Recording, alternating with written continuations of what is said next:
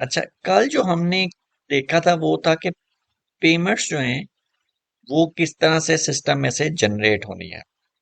Means के account अगर आपने ट्रांजैक्शन को पंच कर लिया, उसके बाद जो है वो आप किस तरह से उसको उसकी इनवाइस के अगेंस्ट जो है पेमेंट जनरेट कर सकते हैं। हमने देखा कि नॉर्मली जो हम पेमेंट करते हैं उसमें क्या होता है कि जो एंट्री कौन सी जनरेट हो जाती है, जब आप इनवाइस करते हैं तो उस वक्त एक्सपेंस आपका डेबिट हो जाता है और वेंडर जो होगा वो क्या होगा, क्रेडिट होगा। और वेंडर क्यों क्रेडिट होता है? ऐसा क्यों क्रेडिट होता है? क्योंकि वो रिसीव करता है ना अमाउंट। नहीं, वो नहीं रिसीव करता। जब आप एक्सपेंस कर रहे होते हैं, एक्सपेंस की बुकिंग होती है, तो वेंडर क्या है आपका, अकाउंट्स पेएबल है। अकाउंट्स पेएबल का अच्छा, मतलब क्या अकाउंट है वो अकाउंट कि ठीक वो है, वो आपकी क्रेडिट लाइबिलिटी है। इट इज जब ये यानी लाइबिलिटी क्रेडिट। है तो हमने क्या पढ़ा था कि लाइबिलिटी जब भी इंक्रीज होगी तो वो क्रेडिट होगी। शायद वो, क्रेडिट होती है। हाँ वो आपको, वो एक हमने मैट्रिक्स बनाया था, एक टेबल सा। अगर हम वो फिर दोबारा बना लें, वो मेरे ख्याल से शायद हमने सेव नहीं किया, कि इंक्रीज और डिक्रीज। और यहाँ पे हम लिख लेते हैं, जहां तक मुझे याद है तो वो रेवेन्यू का एसेट कॉम्बिनेशन था, और इनकम का जो है लायबिलिटीज के साथ था, कि जब हाँ एक्सपेंस और एसेट एसेट दोनों और, का एक साथ। हाँ बल्कि हम वही कर लेते हैं जैसे हमने, जैसे आप कह रही हैं कि इसको हम इधर ले आते हैं और इसको हम इधर ले जाते हैं, एसेट का और सही। इस ग्रुप को हम थोड़ा सा इधर कर लेते हैं। तो हम क्या सही। कहते हैं कि जब भी एक्सपेंस इंक्रीज होगा, क्या करेंगे हम उसको, डेबिट। और जब भी एक्सपेंस डेबिट। डिक्रीज होगा उसको हम क्या करेंगे, क्रेडिट। सेम यही क्रेडिट। सिचुएशन जो होगी वो एसेट के साथ भी होगी। जब भी आपके एसेट बढ़ रहे हो, एसेट। ठीक है। आपने अपने एसेट को क्या कर देना है, डेबिट। डेबिट। और जब आपका एसेट कहीं कम हो जाए, जीरो हो जाए, या सेल हो जाए, कुछ भी हो जाए, तो आपने एसेट को क्या कर देना है, क्रेडिट। क्रेडिट। और इसके बिल्कुल उल्ट में, जब भी आपकी लाइबिलिटीज बढ़ती हैं, इंक्रीज होती हैं, आपने इसको क्या करना है, क्रेडिट। या कहीं क्रेडिट पे भी अगर और आप देखें कि लाइबिलिटी क्रेडिट है, तो उसका मतलब है कि लाइबिलिटी बढ़ रही है। इंक्रीज हो ठीक रही है, है। इंक्रीज सही। हो रही है। और जब आपकी लाइबिलिटी कम होती है, तो फिर आप उसको क्या कर देते हैं, डेबिट। और सेम डेबिट। यही सिचुएशन जो होगी आपके रेवेन्यू के साथ होगी। जब आपकी आमदनी बढ़ती है तो आप अपनी सेल को, इनकम को, कोई कमीशन रिसीव है या जो भी है, उसको क्रेडिट करते हैं। और जब आपका रेवेन्यू या इनकम कम होती है तो आप उसको डेबिट करते हैं। डेबिट। तो ये जो आपने एक, मीन्स के हमने एक बेसिक सा जो अकाउंटिंग का स्ट्रक्चर है, ये आपने याद रखना है। और बैंक जो है, बैंकिंग की जब हम ट्रांजैक्शंस को देखेंगे, तो फिर हम देखेंगे कि बैंक जो है वो हमारे बिल्कुल उल्ट कर रहा होता है। मीन्स के नॉर्मली हम क्या कहते हैं, हम कह रहे हैं कि हम अपने एसेट्स को क्या करेंगे, जब भी हमारे एसेट्स बढ़ते हैं तो वो डेबिट हो जाते हैं। ठीक है, यही हम कह रहे हैं ना। लेकिन बिल्कुल। आपने कभी बैंक के बारे में गौर किया कि बैंक क्या कर रहा होता है?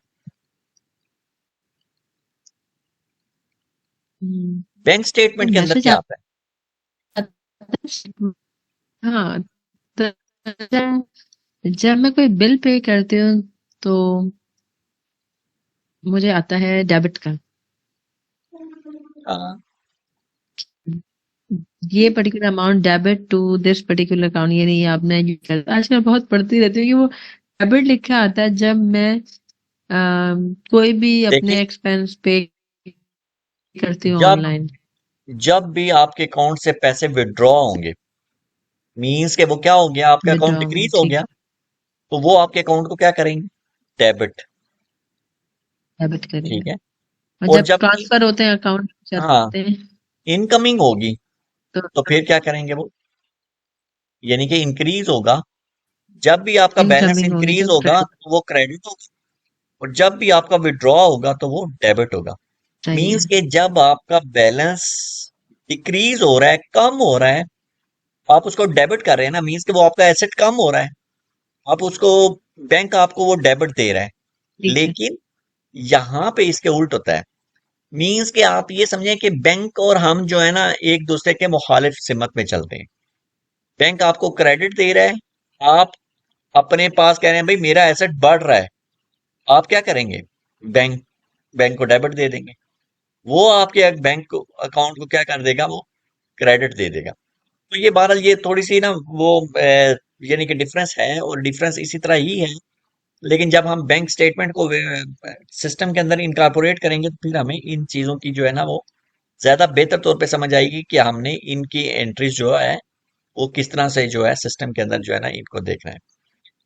तो हमने ये देखा, अभी हम बात कर रहे हैं कि हम जब अकाउंट्स पेएबल के ऊपर ट्रांजैक्शन करते हैं तो हम वेंडर को क्यों क्रेडिट कर रहे होते हैं, क्योंकि वेंडर हमारी क्या है, लाइबिलिटी है, और हमने एक बंदे को पेमेंट हाँ। करनी थी। हाँ, तो हमने अपनी लाइबिलिटी बना ली, इंक्रीज कर ली, इसलिए हमने उसको क्रेडिट कर दिया।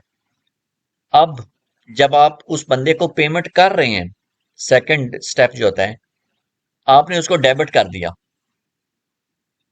तो लाइबिलिटी को हमने डेबिट जब किया, क्या मतलब हुआ कि हम अपनी लाइबिलिटी को अब डिक्रीज कर रहे हैं, जीरो कर रहे हैं, खत्म कर रहे हैं, ताकि वो लाइबिलिटी जो हमने पहले इंक्रीज की थी, अब हमने उसको उतना डेबिट करके उसको जीरो कर दिया, और एक और जीएल को हमने स्टैंड कर दिया, उसका बैलेंस खड़ा कर दिया, जो कि लेटर ऑन नेक्स्ट प्रोसेस के अंदर जाके हम इसको फिर जीरो करेंगे।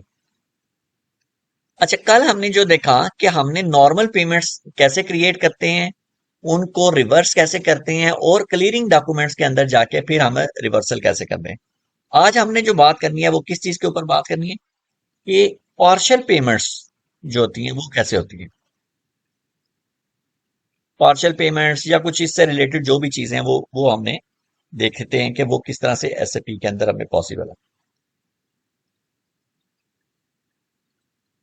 FB60 में अकाउंटिंग, फाइनेंशियल अकाउंटिंग और अकाउंट्स पेएबल, डॉक्यूमेंट एंट्री और इनवॉइस। कल हमने थोड़ा सा क्रेडिट मीमो को भी देखा, आज फिर हम इसको देख लेंगे कि क्रेडिट मीमो हम्म, के साथ साथ हम क्या कर सकते हैं। FB60, और हम फर्ज करते हैं कि एक वेंडर है हमारा ये 30/1/2024, और यहाँ पे हम कहते हैं कि हमने इस वेंडर से 2500 रुपए की जो है ना वो चीजें ली हैं। हम अपने ठीक। देखते हैं कि हम हम लोग मटेरियल का भी जीएल बनाया हुआ है या नहीं है। ये बनाया हुआ है मिसलेनियस मटेरियल।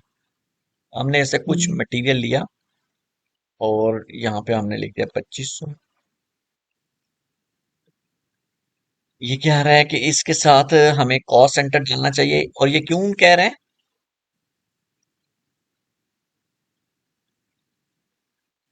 कॉस्ट ये सेंटर डालना चाहिए, क्यों कह रहे हैं ये? हाँ, ये जो नीचे एक एरर मैसेज उसने दिया है कि account E1005 requires and assignment to a CO object.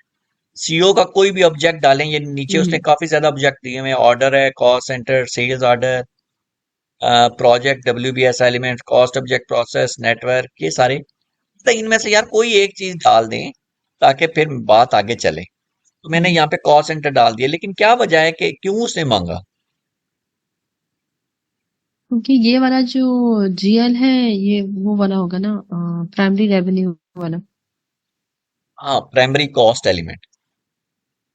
Cost element, जिसमें जीएल के साथ साइमल्टेनियसली कॉस्ट, क्या था, स्टॉक। कॉस्ट एलिमेंट भी साथ साथ बताया जाता है। हाँ, यानी कि अगर आप इसका वो मास्टर डाटा देखें फाइनेंशियल अकाउंटिंग के अंदर, जनरल लेजर और फिर ये master record, GL account, individual processing में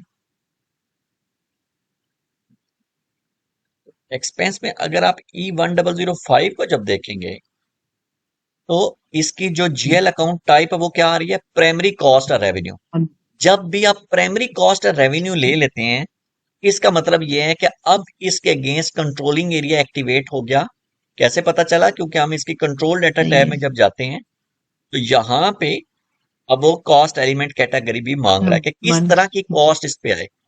लेकिन अगर आप ये E1001 को देखें तो यहाँ पे क्या आ रहा है, टाइप इसकी नॉन ऑपरेटिंग एक्सपेंस और इनकम। नॉन आप इस सूरत में क्या वो कॉस्ट सेंटर मांगेगा कि इसमें नहीं? मैंडेटरी नहीं है। इसमें मैंडेटरी नहीं है, इसमें वो मांगेगा नहीं। ही नहीं। क्यों? क्योंकि वो उसको पता है कि ये कॉस्ट एलिमेंट नहीं है, सही देयर है। Is no relation with the costing object और द कंट्रोलिंग मॉड्यूल। फाइनेंस। इसलिए हमने इसको किया। अगर अब सिमुलेट करना यानी ये चाहें, प्योर फाइनेंस में, और वो वाला जो होता है वो हाँ, वो financial accounting plus controlling module दोनों का के साथ उसका रिलेशनशिप है। चाहें तो इसको सिमुलेट सही करके है। देख लें, ओके एंट्री सही है, कोई इशू तो नहीं। और उसके बाद चाहें तो इधर से ही पोस्ट कर दें, चाहें तो बैक पे जाके दोबारा से फिर इसको पोस्ट कर दें। और मैं इसको, वो क्या कह रहा है, अच्छा वो कह रहा है बिजनेस एरिया साइन करें, ओके। और बिजनेस ये क्यों एरिया कह, रहता है हाँ, क्योंकि हमने इसके अंदर क्योंकि डॉक्यूमेंट हमने वो सेपरेटिंग के अंदर business area document mandatory splitting किया में हुआ। डाला था कि बिजनेस एरिया देखिए दो चीजें दिया हैं, हुआ था इसमें। दो चीजें हैं इसमें। एक तो है कि आप बिजनेस एरिया को activate, sorry, document separating activate कर दें किसी भी बेस पे, और एक है कि जो बेस आपने बनाई है सही। उसको मैंडेटरी भी कर दें। हम इसका मैंडेटरी बन खत्म कर देते हैं, हम्म। ताकि जो है ना नेक्स्ट टाइम हमें कम से कम वो किसी जगह पे वो ना रोक ले। एसपीआरओ में जाएंगे, ऐसे भी रेफरेंस आई है, फाइनेंशियल अकाउंटिंग और general ledger, business transaction, document splitting,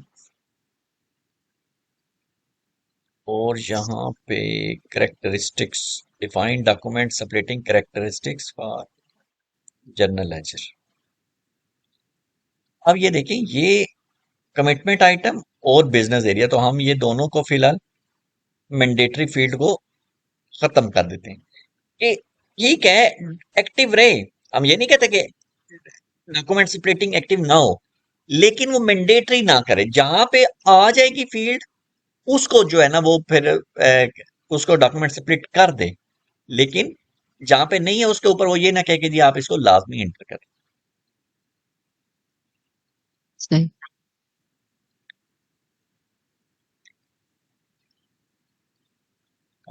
इस तरह जब हमने कल किया था तो हम business area, cost centre, profit centre सबको ऐड कर लेते हैं इसी इधर ही फील्ड में, लेकिन इसको मैंडेटरी नहीं करते, हाँ, ताकि जहां हम अ, करें वहां रिक्वायर्ड हो वहां दे दी डिटेल, ना भी हो तो कोई मैंडेटरी ना हो। ना हो।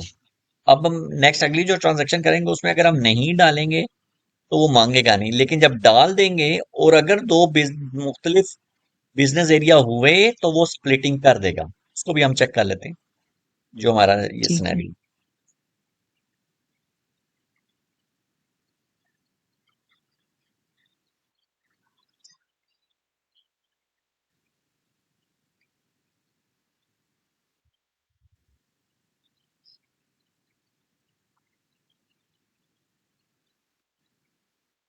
मेरे ख्याल से वो जो हमने अभी डॉक्यूमेंट सेपरेटिंग ऑफ की है ना, बिजनेस एरिया वाली फील्ड, उस वो अपडेट हो रही है इस वजह से। हम्म। तो ये 19 का 18 डॉक्यूमेंट नंबर जो है ये सिस्टम ने जनरेट कर दिया। अब मींस कि हमने 2500 रुपए की लाइबिलिटी जो है वो खड़ी कर दी। इसको हम अगर चाहें तो इधर से भी डिस्प्ले कर सकते हैं, और अगर चाहें तो आप इसको FB03 से भी डिस्प्ले कर सकते हैं।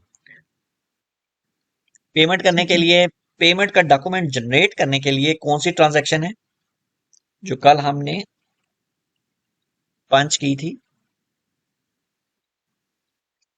उसका क्या मेन्यू वो पाथ है? जो बड़ा सा कोड था। अकाउंटिंग।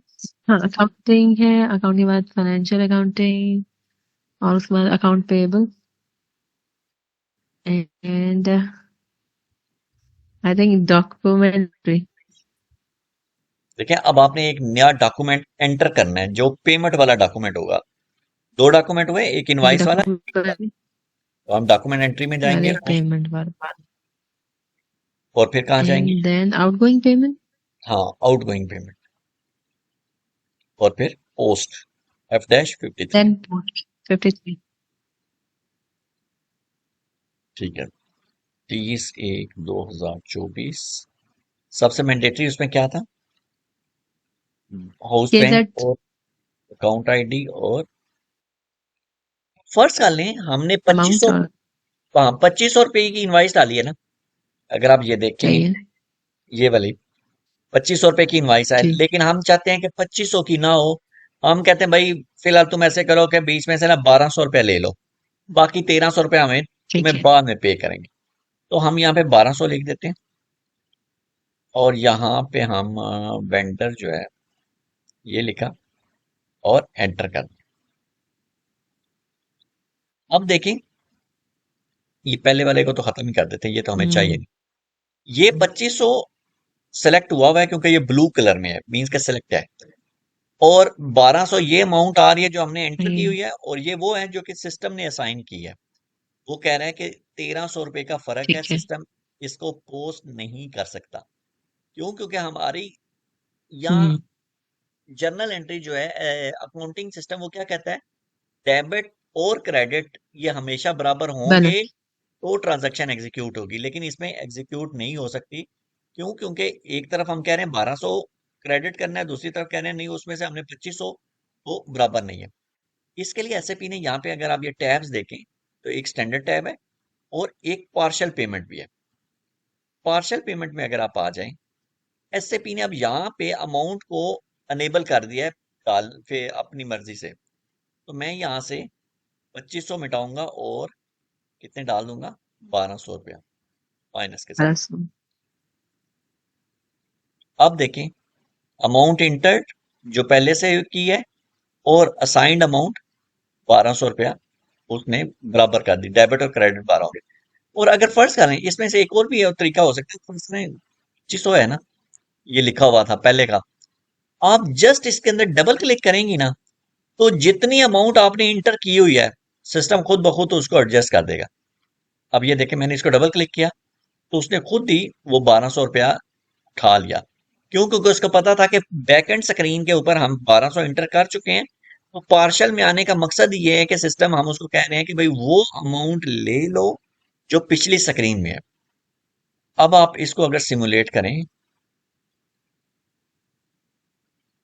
हम इस ना वेंडर की एक रिपोर्ट चला लेते हैं, देखते हैं कि इसके साथ होगा क्या।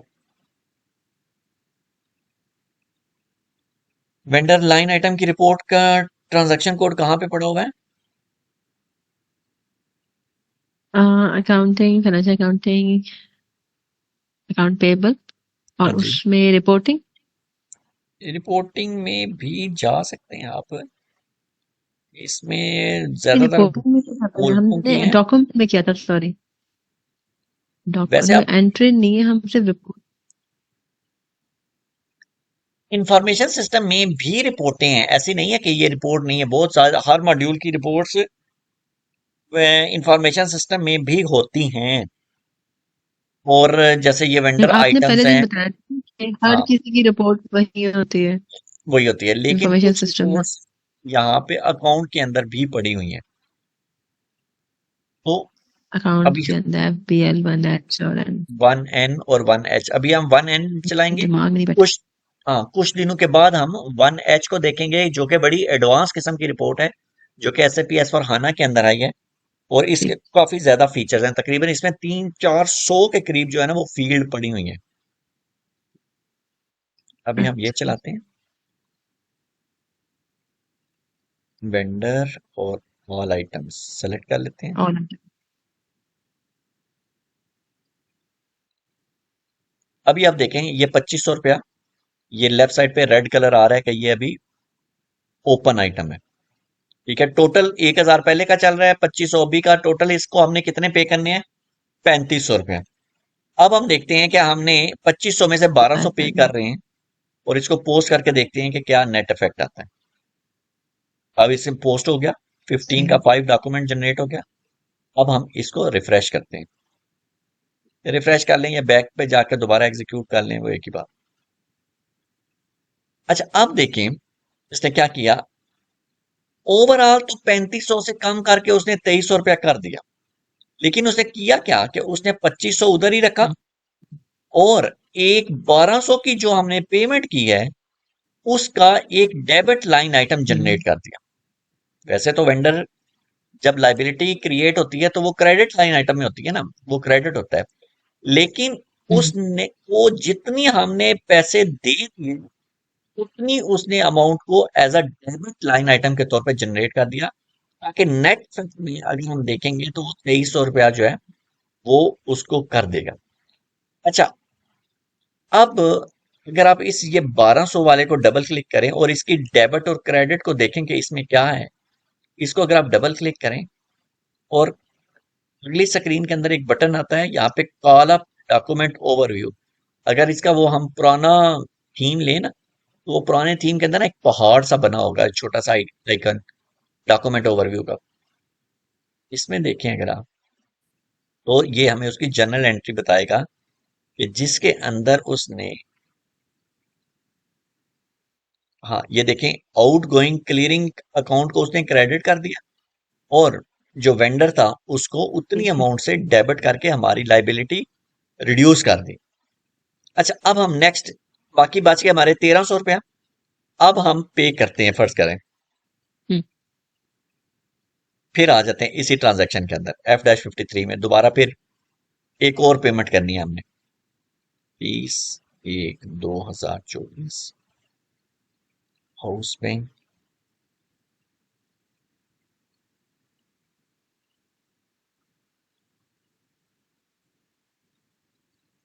1300 1300, और ये हमारा वेंडर। 1 अब हम वो पुराना वाला 1200 नहीं लेंगे, और इसको भी नहीं लेंगे, और पार्शल पेमेंट में पार्शियल पेमेंट जाके पे क्लिक इसको आप जस्ट डबल क्लिक करें, डबल क्लिक। हाँ तो वो इसको उठा लेगा। अब आप सही है।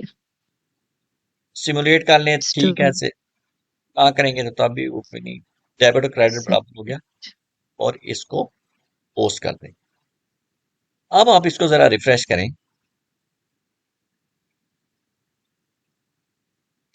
अब आप देखेंगे कि नेट इफेक्ट जो है वो 1000 रुपया बाकी बच गया। ये 2500 जो था जो पुराना था। ये क्रेडिट था, उसके अगेंस्ट एक 1300 भी डेबिट आ गया और एक 1200 भी डेबिट आ गया। अब हमने हम्म इन तीनों लाइन आइटम्स को आपस में क्लियर कर देना है। क्यों? क्योंकि इस तीनों लाइन आइटम जो है, यानी कि 19 का 18 नंबर डॉक्यूमेंट और 15 का 6 और 5 नंबर डॉक्यूमेंट, ये तीनों आपस में डेबिट और क्रेडिट के लिहाज से बराबर है। ठीक है ना, ये सही है। 2500 क्रेडिट है और ये 1300 और 1200 मिल के डेबिट है। इसका मतलब है कि अगर हम इनको आपस में क्लियर कर दें तो हमें कोई इश्यू नहीं है। इसको हम कहते हैं कि वेंडर क्लियरिंग। तो इसके बाद हमने क्या चीज देखनी है कि पार्शियल पेमेंट के साथ साथ हमने ये देखना है कि वेंडर क्लियरिंग जो है वो किस तरह करते हैं। मीन्स कि आपको किसी भी वेंडर का डेबिट भी पता है और क्रेडिट भी पता है, लेकिन वो क्या है, मीन्स के डेबिट भी पता है और क्रेडिट भी है, लेकिन बोथ लाइन आइटम्स जो हैं क्या है, आर ओपन, वो ओपन है। इन अब ये देखें ना, अगर ये देखें ये सारे रेड आ रहे हैं, होना तो ये चाहिए था कि ये 2500 और 1300 और 1200 आपस में क्लियर हो जाएं। ठीक है, लेकिन नहीं हुए। ठीक है, तो सही है। अब हमने इनको आपस में क्लियर करना है। उसके लिए अगर आप देखें, अब हमने कोई नया डॉक्यूमेंट एंटर नहीं करना, हमने क्या करना है, हम्म वेंडर को ठीक है। क्लियर करना है। उसके लिए हम जाएंगे अकाउंट्स पेएबल में, और ना ही हमने डॉक्यूमेंट एंट्री में जाना है, ना ही हमने कोई डॉक्यूमेंट में जाना है, बल्कि हमने क्या करना है, अकाउंट नहीं को अकाउंट। क्लियर करना है। तो हम अकाउंट में जाएंगे और ये यहाँ पे आ रहा है क्लियर। F-44 एक ऐसी ट्रांजैक्शन है जिसमें आप वेंडर के लाइन आइटम्स को आपस में क्लियर करते हैं। ठीक है। यहाँ पे जब हम बहुत वेंडर ज्यादा का पेमेंट्स हो और मिक्स हो रहा हो तो आप अगर उसमें अलग करना चाहें तब हाँ, होगा ये वो भी होता क्लियर। है इसमें ना। कुछ दिनों के बाद हम देखेंगे कि इसके अंदर एक प्रोसेस चलता है ऑटो क्लियरिंग का। उसमें हम कुछ पैरामीटर सेलेक्ट कर देते हैं, कोई document date, posting date, assignment, कोई एक पैरामीटर सेट कर देते हैं, और उस जो जो जहाँ पे वो पैरामीटर मिलते जाते हैं आपस में, वो डॉक्यूमेंट आपस में क्लियर होते जाते हैं। अभी यहाँ पे अगर आप देखें, अभी फर्ज कर लें ये कोई 600, 700, 800, 900, 1000 लाइन आइटम है या इससे भी ज्यादा है। आपके साथ साथ वेंडर कस्टमर के लाइन आइटम्स बहुत ज्यादा होते जाते हैं। उनमें से आपने ये तीन जो है ना ये क्लियर करने हैं। इसका एक तरीका तो ये है कि आप इन तीनों डॉक्यूमेंट्स को कॉपी कर लें, या आप कहते हैं कि अच्छा यार वो जो 30 तारीख वाले थे ना, 30 जनवरी 2024 के लाइन आइटम, उनको क्लियर करना है। एक क्राइटेरिया तो ये ना कि डॉक्यूमेंट को नंबर याद कर लें, या जी पोस्टिंग डेट याद कर लें, या अमाउंट याद कर लें। कोई कुछ तो पैरामीटर याद करेंगे ना। या फिर कहते हैं कि आप कहते हैं कुछ भी नहीं, बस जितने भी हैं वो देख लेते हैं। अभी आप देखें, मैं कहता हूं मैं कोई क्राइटेरिया नहीं सिलेक्ट करता, और जस्ट मैं एंटर करता हूं। अब ये देखिए उसने ये सारे लाइन आइटम दे दिए। ठीक है, अब मैं कहता हूं कि मुझे ये वाला 1000 तो नहीं चाहिए, तो इसको मैं डीएक्टिवेट करूंगा। तो अब यहाँ पे देखें, अमाउंट इंटर भी जीरो हो गई और असाइंड भी जीरो होगी, मीन्स के डेबिट और क्रेडिट Recording stopped. जी अस्सलाम वालेकुम, सॉरी। चलो, आवाज आ रही है मेरी? स्क्रीन नहीं दिख रही। स्क्रीन ही नजर आ रही? एक मिनट, मैं दोबारा शेयरिंग कराता हम्म, वो असल में मैं जिस इलाके में रहती हूँ ना उसमें तीनों पार्टीज रहती हैं। सारा दिन म्यूजिक सुन सुन के सर फट जाता है। पहले जमात इस्लामी की गाड़ी आती है, फिर Recording in मुत्तहदा की progress. आती है, फुल पार्टी वालों की आई हुई है। हम तो गलत हूँ। जगह पे रहते हैं। अच्छा, अभी भी स्क्रीन शेयरिंग, स्क्रीन अभी नहीं ना आपको नजर आ रही? अब आ रही? अब आ गए। ठीक है। अच्छा, अब आप देखें, इसमें हमने कोई क्राइटेरिया नहीं दिया और उसने इसके सारे लाइन आइटम दे दिए। अब अगर फर्ज करो ये 20, 30, 50, 100, 70 होते तो फिर हमें उसमें से ये तीन लाइनें ढूंढनी मुश्किल हो जाती। एक मुश्किल। क्राइटेरिया तो, सही बात। एक ये था कि हमने कोई क्राइटेरिया नहीं दिया। चले अभी हम इसको क्लियर नहीं करते, वापस जाते हैं और कोई और इसका क्राइटेरिया करके देखते हैं। फिर हम आ जाते हैं ट्रांजैक्शन वही वाली एग्जीक्यूट करेंगे। वो कौन सी है? F-44 clear vendor.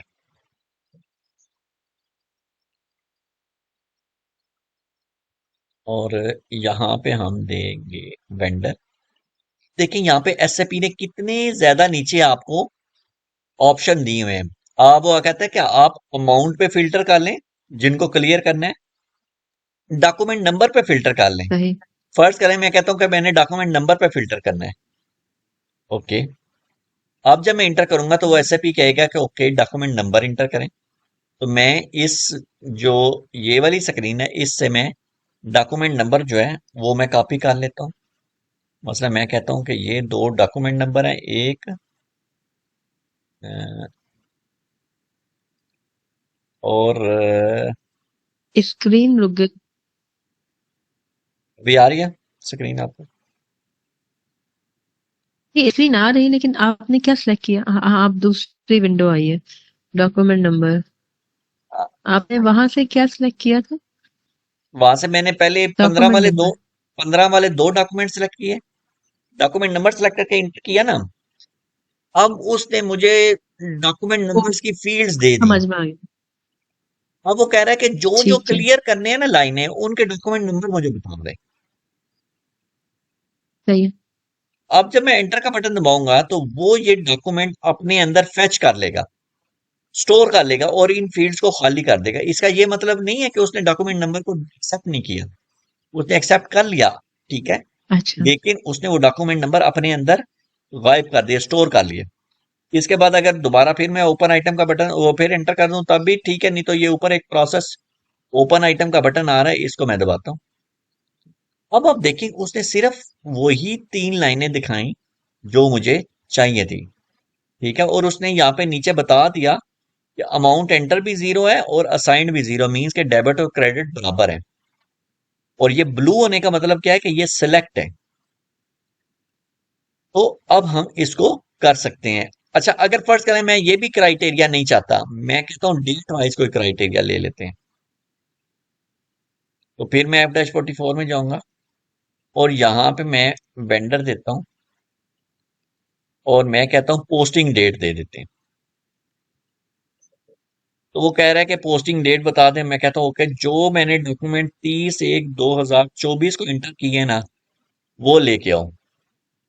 वो मैंने डेट इंटर की, उसने स्टोर कर ली और इस जहां से गायब कर दी। और प्रोसेस ओपन आइटम, अब देखें, अब फिर उसने वही उस डेट की तीनों लाइन आइटम्स को उठा के तो ले आया। अब मैं इनको क्या करूंगा ये जो आपस में। आप इस वाली फाइल से दूसरी वाले पे जाते हैं, वहां स्क्रीन जैम हो जाती है।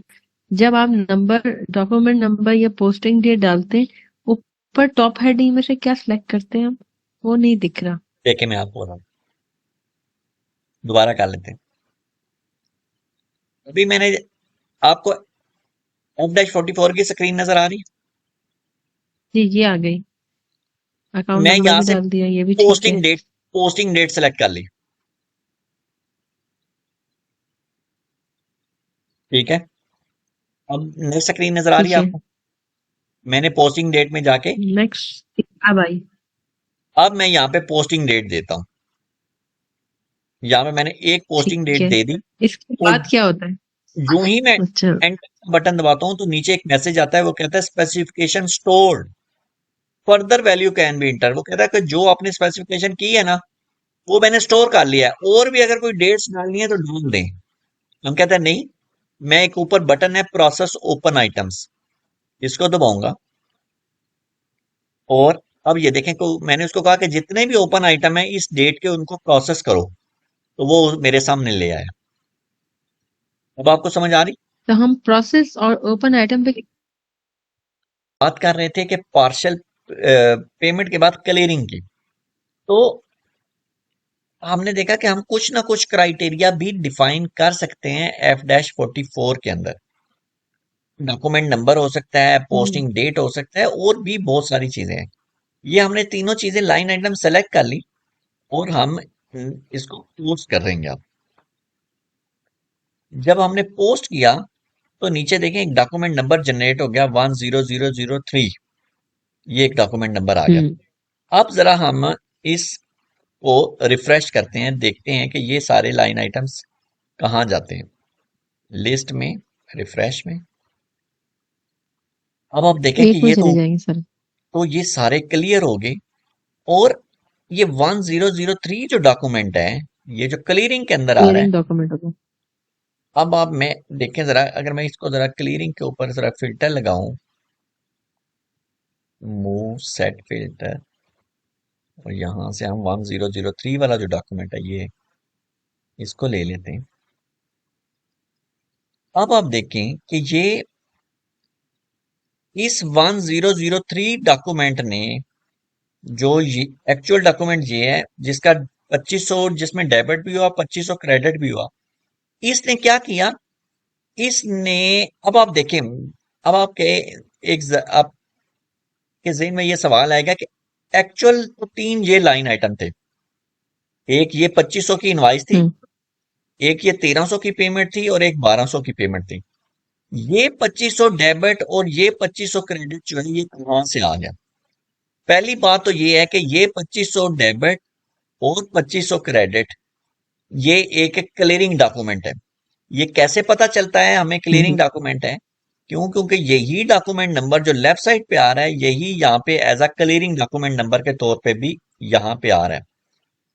एसएपी ने क्या किया कि एक नया डॉक्यूमेंट जनरेट किया। उसने ये किया कि ये जो हमारी इनवॉइस थी 2500 की, ये क्रेडिट थी, और उसके अगेंस्ट एक 2500 का लाइन आइटम डेबिट जनरेट कर दिया और उनको आपस में क्लियर किया। और ये जो हमारा 1200 और 1300 का लाइन आइटम था जो कि डेबिट था, उसके अगेंस्ट भी उसने एक 2500 का क्रेडिट लाइन आइटम जनरेट कर दिया। तो गोया के एक नया डॉक्यूमेंट जनरेट हुआ जिसने सारे डेबिट्स और सारे क्रेडिट्स के अगेंस्ट अपनी दो लाइनें जनरेट कर दी और उनको आपस में क्लियर कर दिया। अब अगर आप देखें, किसी एक लाइन आइटम को भी डबल क्लिक करें, आप देखेंगे कि यहाँ पे उसके क्लियरिंग के अंदर ना सिर्फ क्लियरिंग डेट आ रही है, बल्कि क्लियरिंग डॉक्यूमेंट नंबर भी आपको यहाँ से मिल जाएगा। उसका एक्चुअल डॉक्यूमेंट नंबर तो ये है ना, 119 पेमेंट जो था एक्चुअल इनवाइस, ठीक है, लेकिन इसके हम्म अगेंस्ट वो क्लियर भी हो गया। अगर फर्ज करें ये 19, ये 15 का 6 डॉक्यूमेंट है, इसको अगर आप देखें तो 15 का जो एक्चुअल, तो ये 15 का 6 डॉक्यूमेंट नंबर है, और ये जो 15 का 6 है, ये एक्चुअल इस पेमेंट, इस डॉक्यूमेंट के अगेंस्ट पेमेंट बनी और इसके अगेंस्ट ये क्लियर हो गया। अब आप देखें, इससे आपको ये भी पता चलेगा कि अब आप कोई डॉक्यूमेंट इसमें से रिवर्स नहीं कर सकते अनलेस एंड अनटिल, जब तक आप पहले क्लियरिंग को रीसेट करें और इसको रिवर्स करें और उसके बाद फिर आप पेमेंट को या इनवॉइस को रिवर्स करेंगे। तो ये तो हमने कल करके देख लिया कि जब एक डॉक्यूमेंट किसी के साथ क्लियर हो जाता है या एक डॉक्यूमेंट दूसरे के ऊपर डिपेंडेंट हो जाता है, उस वक्त तक आप उसको डिलीट नहीं, रिवर्स नहीं कर सकते जब तक कि आप उनका आपस में रिलेशनशिप ना खत्म करें। इस वक्त अगर आप ये देखें कि वन का जो 3 डॉक्यूमेंट है, इसका क्या रिलेशन है, इसका क्लियरिंग डॉक्यूमेंट के थ्रू इन सारे डॉक्यूमेंट्स के साथ उसका रिलेशनशिप है। तो पहले आपने रिलेशनशिप खत्म करने के लिए कौन सी ट्रांजैक्शन कोड चलानी है? लेयर वाली। हाँ, अम, क्लियर। लेकिन एक बात मैंने आपसे पूछनी थी, ये जो नीचे की 3 ट्रांजैक्शन है, पहले हम उनका लिंक तोड़ेंगे 13 वाली सीरीज के साथ, हाँ, 1003 वाली वन, सीरीज के साथ, हाँ, और इसका मतलब उसके है, बाद ऊपर वाला रिवर्स हो। जी जी, और उसके बाद फिर हम 15 का और 19 का भी लिंक तोड़ेंगे, क्योंकि वो भी तो उसके अगेंस्ट क्रिएट हुए हुए हैं ना। तो हाँ, सबसे कौन पहले भी सा, हमें 19 का ब्रेक करना चाहिए।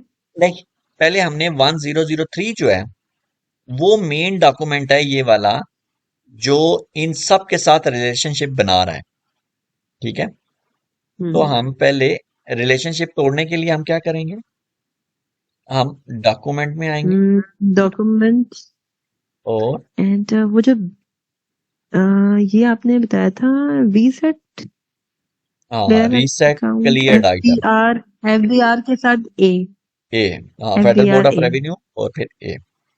इसमें अगर आप हम्म जाएं तो इसमें अगर आप ये 15 का 6 डॉक्यूमेंट जो है, ये जो यहाँ पे है, हम्म अगर ये लिखेंगे तो ये क्या कहेगा, वो कहेगा कि hmm document is not a clearing document. वो इज कहेगा नॉट ये क्लियरिंग नहीं है, इसको मैं नहीं रिवर्स करूंगा। सही। बल्कि वो कहेगा, अगर हम ये 1 का 3 जो डॉक्यूमेंट है, इसको हम्म कॉपी कर लूं,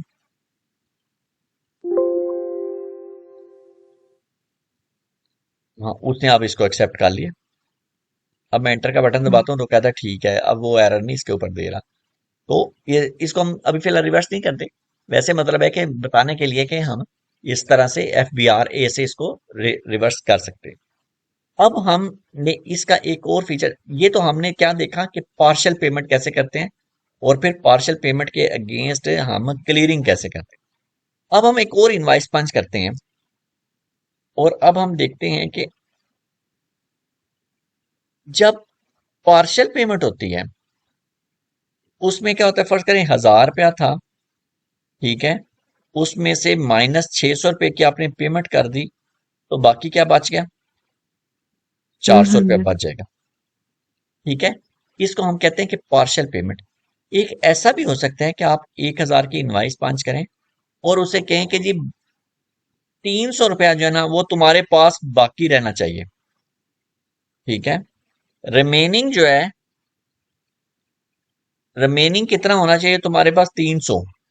इसका मतलब है कि पेमेंट कितने की करनी है आपने? 7। 700 की पेमेंट करनी है ना। इस हम्म। वाले सिनेरियो में हमने क्या किया था? हमने कहा था तुमने पेमेंट जो है 600 की करनी है, तो सिस्टम ने खुद ही जो है वो रिमेनिंग को कैलकुलेट कर लिया। ऐसा ही हुआ। ठीक है, इसको बिल्कुल। हम कहते हैं पार्शियल पेमेंट। ये सारा कंसेप्ट क्या है? ये सारा पार्शियल पेमेंट का है। एक ये भी एक कंसेप्ट है कि आप इनवाइस पंच करें और उसके बाद उसको कहें कि भाई तुम्हारे पास 300 रुपया रहना चाहिए, बाकी जो कुछ भी है पेमेंट कर दो। इस कंसेप्ट को हम कहते हैं रेजिड्यूअल पेमेंट।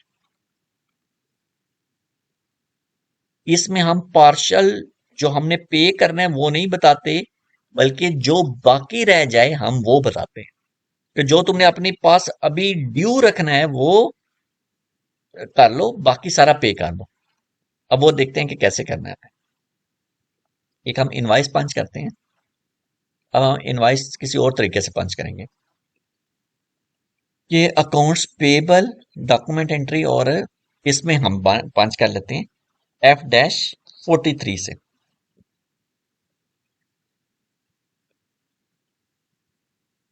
F-43 में हम 31/2024, और हम यहाँ पे 31 पोस्टिंग की किसके लिए? क्रेडिट। क्रेडिट किसको? इनवॉइस। इसमें इससे ये 31 पोस्टिंग की है, और ये बता रहा है कि सी स्टैंड फॉर क्रेडिट। और क्रेडिट। किसको करना है हमने? इनवॉइस। अकाउंट कौन सा? अकाउंट टाइप कौन सी है ये? Vendor. Vendor. Good. Vendor credit. यहाँ पे हम वेंडर डालेंगे। नहीं, सॉरी। यहाँ एक बात बताते हैं, 31 और 40 जो है वो क्रेडिट और डेबिट है इनवॉइस का फॉर वेंडर। और वो जो हमने कल सेलेक्ट किया था, जब हम जीरो बैलेंसिंग बना रहे थे, तो जो 40-50 हमने क्रेडिट और डेबिट का किया था वो अभी देखेंगे 40 किसके लिए और 50 किसके लिए। ये जी से क्या होगा, जी मैं स्टैंड भूल पर गई। 5 हमने देखी ना अकाउंट जी। टाइप्स। अच्छा, हाँ, एक एसेट्स था एल और एक ए हो गया जी एसेट। एल। जीएल, हाँ। गुड। जब आपने किसी अच्छा। जनरल लेजर हेड को डेबिट करना ओ, हो तो आपने पोस्टिंग की कॉल करनी है 40। जब ओ आपने 50। जनरल लेजर को क्रेडिट करना हो, पोस्टिंग की आपने कॉल करनी है 50। ठीक है, और जी एल का हो गया। अब हाँ, हम और वेंडर जब का आपने 31-40 की। वेंडर को क्रेडिट करना हो तो फिर आपने कॉल करनी है 31 इनवाइस के लिए। ये नहीं है कि ये देखें यहाँ पे भी तो वेंडर क्रेडिट ही हो रहा है ना, लेकिन ये रिवर्स क्रेडिट मीमो है। ये जो लेकिन वेंडर एक बात क्रेडिट बता, हो रहा है। जी जी। 31 के बाद 40 भी तो आता है, तो यहाँ 40 तो जीएल के लिए आ रहा है। वो उठा दें, तो सॉर्ट कर लेते हैं। वो कोई सॉर्टिंग का भी इशू होगा फिर। अब देखते हैं 31 और वो वाली बात। अभी देखिए वेंडर की ये शुरू हो रही है 21-22। हम्म। अब आप कहेंगे 23 कोई नहीं है इसमें। वो फिर हम्म। 39, फिर 40, 50, 31 70। याद है आपको? 31 और 40 आती थी या 38 आती थी? नहीं, 31 आती है ना। ये देखा ना 31 ये। के बाद 40 आती है ना? 31, फिर 32, 33 नहीं है इसमें। फिर 30। नहीं, डेबिट की 31 क्रेडिट के लिए है ना, वेंडर की। वेंडर के हाँ, डेबिट के लिए वेंडर की डेबिट की ये वाली है ना 21। 21 भी नहीं है 40 नहीं बल्कि। आती? नहीं नहीं, 40 और 50 तो डेबिट जीएल है ना। 40 और 50 जो है वो जीएल के लिए है, वेंडर के लिए नहीं है। उसका बेहतर ये है ओ, कि आप अकाउंट टाइप के ऊपर सॉर्ट कर लें। अब जब इसको अकाउंट टाइप पे सॉर्ट करेंगे तो फिर आप देखिए, ये देखें ये जीएल की सारी आ रही हैं, फिर अच्छा, मटेरियल जो की हम आ। सिंपल सिंपल आपने जो इनवॉइस पंच की थी, इसमें आपने एक्सपेंस सैलरी लगाया था, उसके बाद उसकी जो पेमेंट की थी वो जीएल था, इसलिए वहां 40 की सीरीज आ रही थी अब और वहां ऊपर पे 31 का आ रहा था। बिल्कुल। अच्छा। हाँ ठीक है। जी। तो अभी इनवाइस वेंडर को क्रेडिट करना है हमने 31। अब हम यहाँ पे वेंडर लिखेंगे, ये ले लेते हैं हम, एंटर करेंगे। यहाँ पे हम अमाउंट लिख देते हैं, फर्ज करें हम कहते हैं 9,000। और अब हमने डेबिट किसको करना है? जीएल को। जीएल को तो तो 40 जीएल की डेबिट की क्या पोस्टिंग की है? 40। ठीक है। जी और अब हम यहाँ पे अपना कोई एक्सपेंस का जीएल E1004 ही लिखें। ठीक है। और यहाँ पे हमें अब, अगर फर्ज कर ले मुझे नहीं पता था कि मैंने पीछे कितनी अमाउंट लिखी हुई है, तो मैं क्या करूंगा? द मोर पे जाके नहीं नहीं नहीं, नहीं, अमाउंट में मैं अमाउंट में क्या, डबल क्लिक करें। नहीं, डबल क्लिक से तो कुछ नहीं होगा। अच्छा ऐसा नहीं होगा। टैरिक, टैरिक डाल देंगे तो वो स्टेरिंग खुद ब खुद, अभी वो कह रहे कॉस्ट सेंटर डालने हैं, चलिए कॉस्ट सेंटर डाल दिया, ये डाल दिया।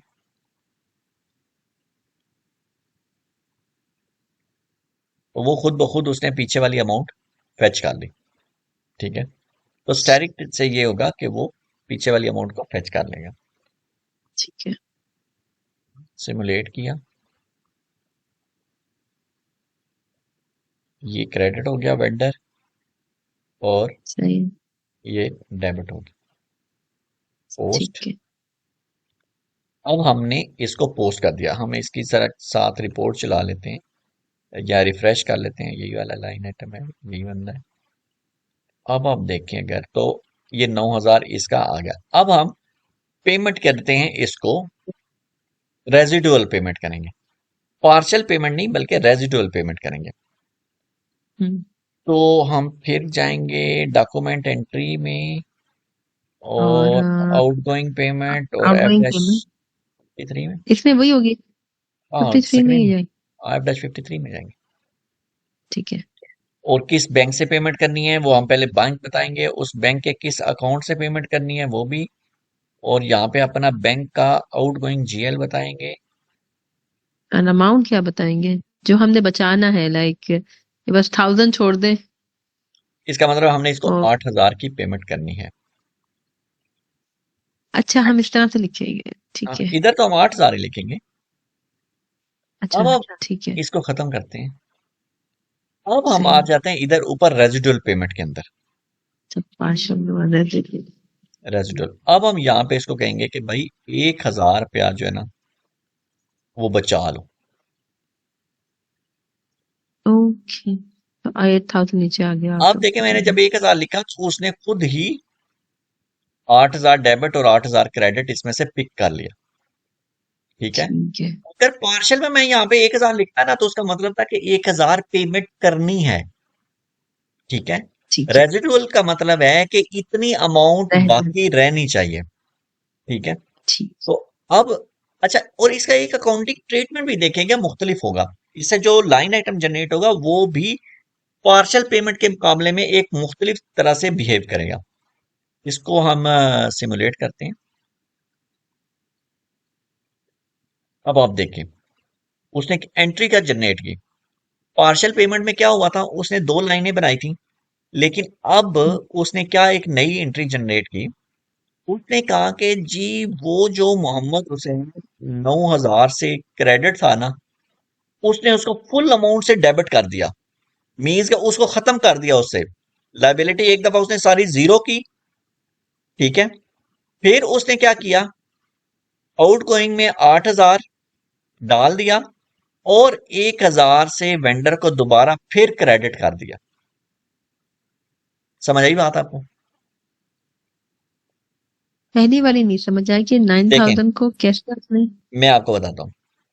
हम यहाँ पे एक टी अकाउंट बनाते हैं, जिसको कहते हैं ना टी अकाउंट, अगर जी आपने सुना हो। टी अकाउंट वो पढ़ा था कि टी जैसी शेप होती है तो हाँ, इसलिए कहते हैं, वो बुक में पढ़ा था।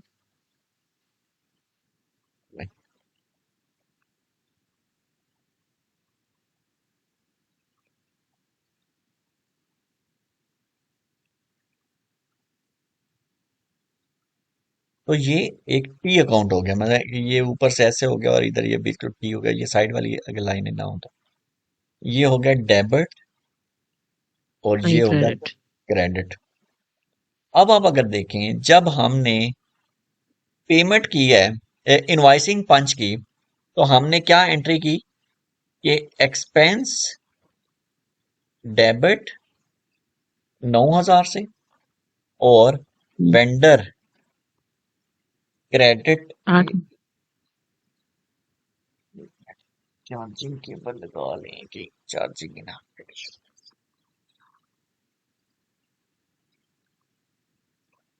अच्छा, और वेंडर को हमने 9,000 से क्रेडिट कर दिया। 8,000 से नहीं किया? नहीं नहीं, जब हमने पहली इनवाइस पंच की, वो ठीक पहले है, इनवॉइस की। ठीक है, मोहम्मद हुसैन को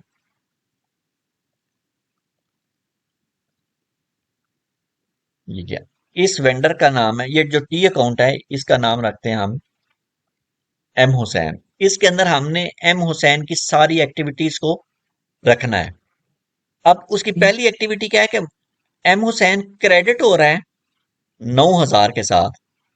यहां पे हम लिखेंगे 9,000, और यहां पे नरेशन का एक कॉलम आता है, नरेशन में हम क्या लिखेंगे, एक्सपेंस। ठीक है, एक्सपेंस। इधर हम लिखते हैं एक्सपेंस। ठीक हो गया। हमें पता चल जाएगा कि ये 9,000 क्रेडिट था किस चीज के अगेंस्ट, एक्सपेंस के अगेंस्ट। अच्छा, अब हमने इसको पेमेंट करनी है 8,000 रुपए की, लेकिन इस तरह से करनी है कि रेजिडुअल पेमेंट बने। एसएपी रेजिडुअल पेमेंट की शक्ल में जब ये वाला बिहेवियर होता है, पार्शियल पार्शियल पेमेंट के सिनेरियो में क्या होगा। देखें, ये तो इनवॉइस है ना, पार्शियल पेमेंट के सिनेरियो में क्या होगा।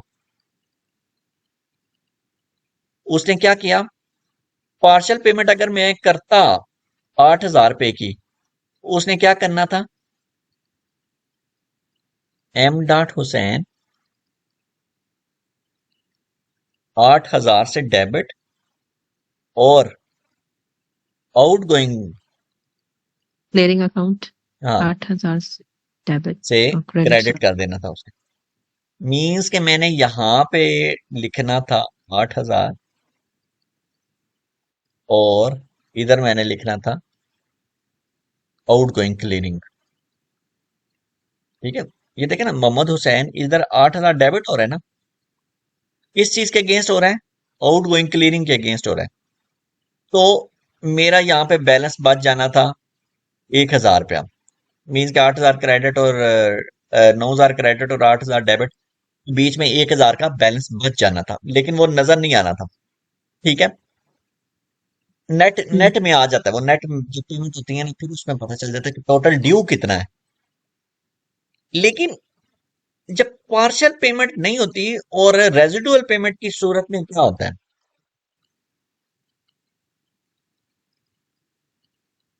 रेजिडुअल पेमेंट की सिनेरियो में, इसको हम फर्ज करें यहां से हटा देते हैं।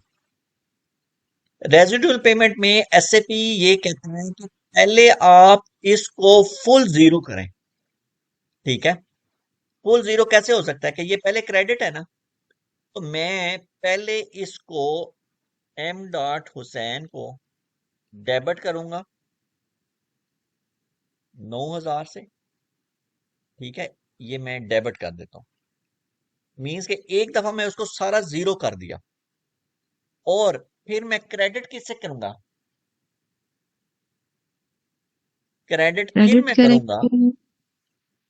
हाँ, एक्सपेंस से। नहीं नहीं नहीं नहीं नहीं नहीं नहीं, नहीं, अभी मुझे एक ये बताएं, मिनट। मैं बैंक बैंक में कितना दे रहा हूं उस एक, बंदे को। एक 8,000 रुपए की जमा करा रहा हूं, 8,000 की पेमेंट कर रहा हूं ना, जी जी। Out out going going clearing जो क्लियरिंग 8,000, 8,000। और एक नई लाइबिलिटी खड़ी कर रहा हूं एम वो डॉट हुसैन 1,000 की, क्यों? 1,000 रुपए की। ठीक हो गया।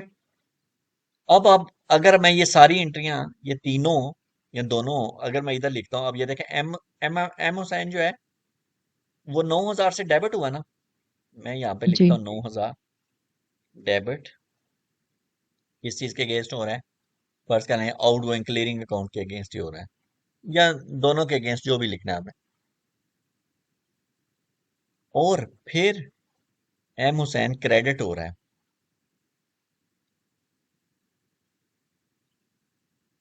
वो एम हुसैन के अगेंस्ट ही हो रहा है, जो भी आप कह लें। अब आप अगर इसका नेट इफेक्ट देखेंगी तो यहाँ पे ये इधर क्या अमाउंट आ जाएगी, 10,000 क्रेडिट, सही।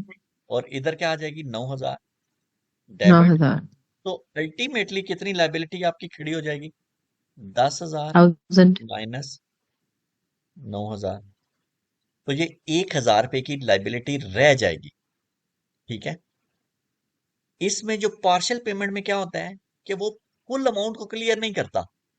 इसने देखे ना, पहले इसकी फुल अमाउंट को क्लियर किया ना 9,000 के हम्म साथ।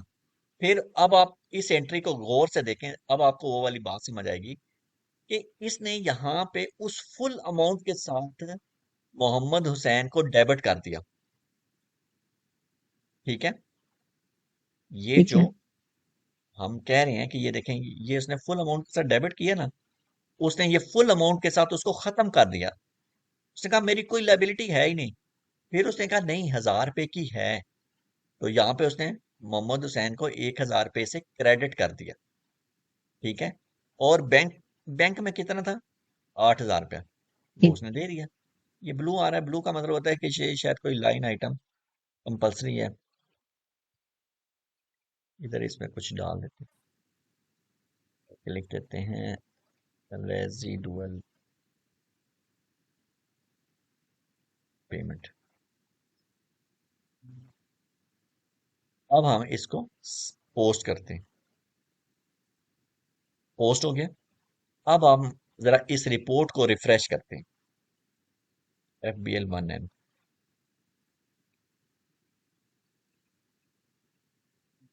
अब आप अगर आप देखें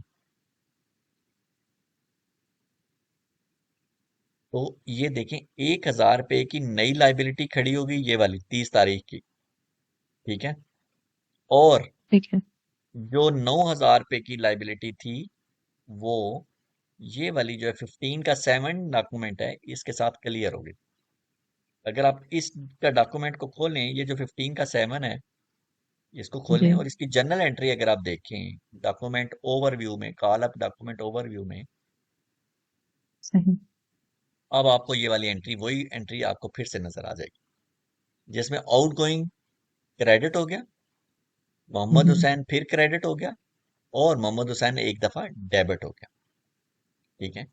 तो ये डिफरेंस, ये अक्सर इंटरव्यू में भी पूछ लेते हैं कि बताएं जी what is the difference between DUAN, what is the difference between residual payment and partial payment. तो फिर आपको वो हम्म बताना पड़ता है कि जी पार्शियल पेमेंट में system only partial line item generate करता है, जबकि रेजिडुअल पेमेंट के अंदर सिस्टम क्या करता है, आपकी टोटल लाइबिलिटी लिमिटिंग को तक। एक दफा जीरो करेगा और बैलेंस लाइबिलिटी को स्टैंड करेगा, और उसको साथ ही क्लियर भी कर देगा। ठीक। देखे ना, इसमें उसने साथ ही उसको क्लियर किया ना।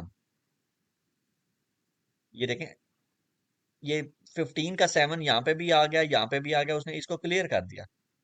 ठीक है। जबकि हमने पार्शियल पेमेंट में F-44 वेंडर क्लियरिंग का एक प्रोसेस चलाया और उसको फिर आपस में फिर क्लियर किया।